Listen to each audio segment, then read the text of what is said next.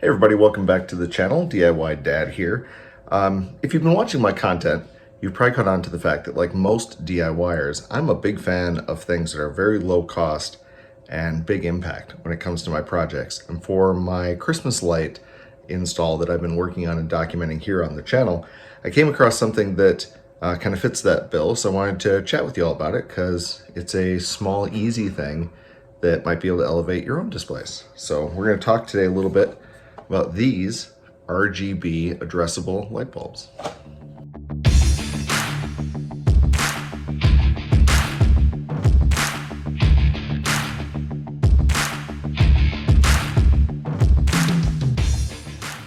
So these are the bulbs in question. This is a 3-pack of RGB addressable Wi-Fi enabled Bluetooth bulbs. I'm gonna say that 10 times fast, by FEIT Electric. I went with the 60-watt version that fits nicely for what I'm doing in my project. And I have these installed on the outside of my garage, and I'll show you kind of how that looks here. Now, the nice thing about these is they have the ability to be addressed directly via Wi-Fi. There's a small receiver in the base of each of these little light bulbs. The Wi-Fi that I have on the front face of my garage is not great. My network isn't really built to extend down into my driveway that far. So talking to these when they're installed isn't an easy thing to do. However, the benefit to these bulbs is they remember their previous setting, and their default state when you power them on is on. So even if you've got them turned off in the app, when you shut the power off and repower them, they're going to come back on in whatever the last configuration that you had was. So what I've done is I've configured these lights so that the far left garage light starts off in red and then fades to green and back. The middle one starts off in green and fades to red, and then the right one starts off in red and fades to green. So they alternate on the sides of my garage. Gives me an interesting look, and the total price point on these lights is like 20 bucks for a 3-pack. So not a bad deal. I'm gonna walk you through how you set these up because it can be a little bit awkward just to configure them initially. I'll show you how the app looks. I'm not a huge fan of the app, but again, once you have them configured and set up, you don't really have to interact with it ever again. And then you can install them on your house and then let your regular outlet timers that turn on your outdoor lights or your regular light switches handle enabling and disabling these. Benefit 2 is when we switch holidays, I can go into the app and reconfigure these to match the rest of my display. Or if we're out of the holidays, I can switch these back to just white, either bright white or that kind of soft yellowish white, depending on what I'm looking for to match the aesthetic on my house. These are the lights in question, nothing special, just a standard A19 bulb to the FEIT Electric on the side and the indication that they do have Wi-Fi, a few little advisories, things like that. What you're gonna wanna do is get a lamp or something that's within the range of your Wi-Fi network, and you're gonna plug this in. I just took a regular lamp like that one and popped the shade off of it. Pop this in, make sure you have Bluetooth enabled on your phone and that you've downloaded the FEIT Electric app. There's a QR code in the instructions that come in the 3-pack with this. It'll allow you to get to that very quickly. Otherwise, simple search for FEIT. It's one of the only things that'll come up when you search FEIT.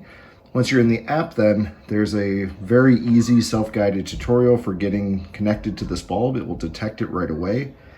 If it doesn't, there's a little plus in the corner and I'll show you that.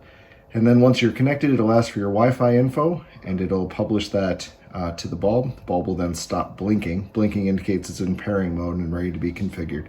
And it'll come on just as a regular white light. At that point, you can configure, edit, do that sort of thing. The really nice thing about the app when you're installing multiples of these is when you install the second bulb, it's going to remember the Wi-Fi settings from the first, and it's going to automatically apply those to the second and the third and the fourth and however many of these you do, just to save you a little bit of time. So I'm going to switch to a little screen mirror here and pop this into a little lamp, and we'll bring up the application and talk a little bit about what the application will do for you. Let's take a look at the application itself. To do that, what I've got is my webcam pointed at a small light that has the bulb installed, and I have my iPhone screen mirrored on the right. You can see the FEIT Electric application is installed and ready to go.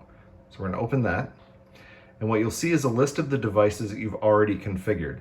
Now, if you're configuring your device for the first time, your bulb's gonna be blinking in pairing mode, and a little pop-up is going to be at the top of the screen talking about adding that device. If that pop-up doesn't show by default, hit the plus in the upper right-hand corner, and that is going to open up the ad wizard which will go through and search for devices in the system.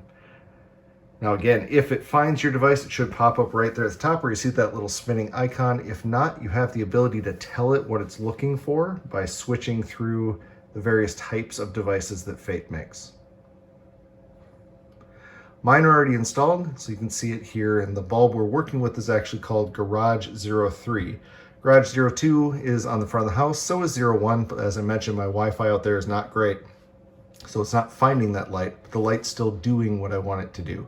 We're going to work with 03, so we'll go ahead and click on that and open that up. Now initially when you come into the screen for a light bulb in this setup, you're going to have a brightness slider that you can slide up and down. We'll bring that down so that our camera behaves a little bit nicer. And below that, you're going to have the various colors and color temperatures for this light. By default, mine is set on daylight. I can also switch it to pure white or that kind of brighter yellow white that'll match your incandescent lights. You can also pick a color using the little color palette on the right. It's going to default to red, and you have the ability to change that as you go. Now my webcam is going to struggle a little bit to show the colors because I'm filming directly into a light bulb. You kind of get the effect though. Across the bottom then you have your options for the app itself and some of the choices that you can configure. First one we'll take a look at is the color panel. So the color panel is going to give you this color wheel and the ability for you to just tap on the wheel and select the color you want, whether that's red or blue or green or any specific shade that you're looking for. Just a single color allowing it to view in the system. You even have a saturation slider at the bottom that'll allow you to pick how deep you want that color to be in the display. Next to the color then, we have the effects. Now there's 4 effects built into the system. They're not very robust, but they get the job done. First one is called solid fade. Now what solid fade is going to do is take a single color and it's just going to fade the light on and off. So you'll see it turns off and then it'll, after a few seconds, fade back up to full brightness. You can adjust the color using the hamburger icon, which is those little 3 horizontal bars in the lower right-hand corner. That's going to give you your color wheel again, allowing you to choose which color you want the system to fade to. But again, single color and it's just fading on and off. Next to solid fade, you have solid effect, or strobe effect rather. What strobe effect is going to do is blink between a series of colors. Now it's not strobing, it's not going to be flashing really fast like you'd think of with the word strobe, but it's just a hard blink between different colors. You can set the colors that you want it to blink between using that hamburger icon again, and you have the ability to pick up to 6 colors.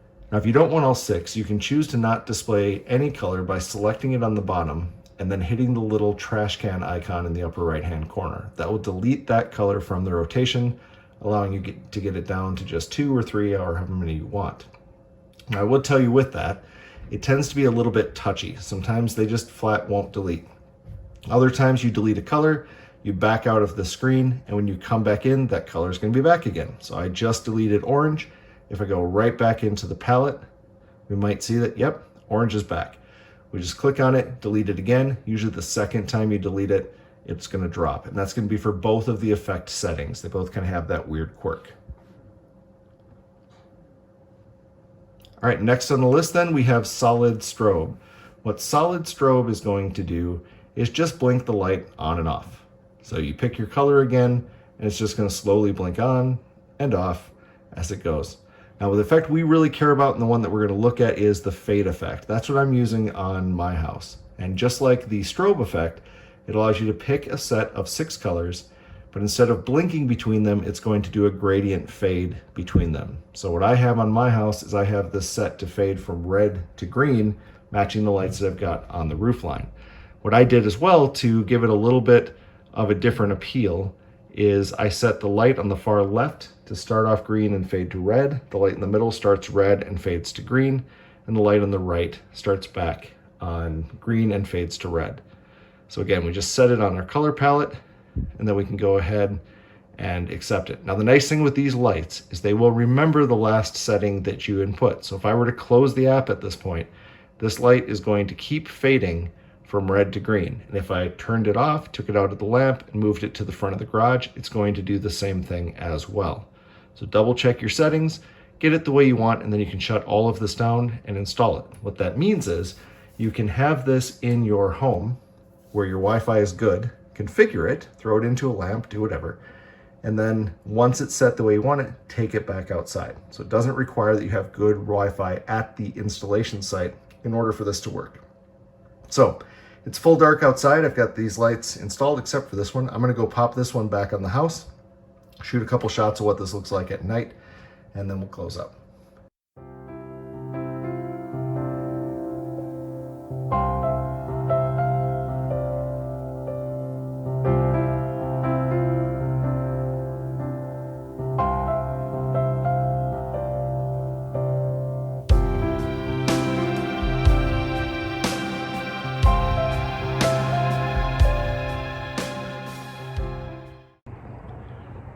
Okay, that's going to wrap us up for this one. For those of you who are curious, the pattern that I have going in WLED back here behind me is called washing machine. So it's a red and green gradient. It runs all the way to one side and stops, and then runs back the other way and stops, and then runs back the other way. They are synced, but I allow them to kind of stray a little bit in the way that they run. And I've got the bars set on the effect much smaller on the top than they are on the bottom, just to give it a little bit of variety. So this being the end of a DIY dad video, I do owe you a dad joke. But before we get to that, if you like this kind of thing and if you want me to keep doing these, please do the YouTubey things, like and subscribe, so that I can keep doing and making content like this. If you have comments, things you'd like to see me do different, or other things you want me to explore, by all means shoot me a comment below. I do read them, better or worse, and reply as well.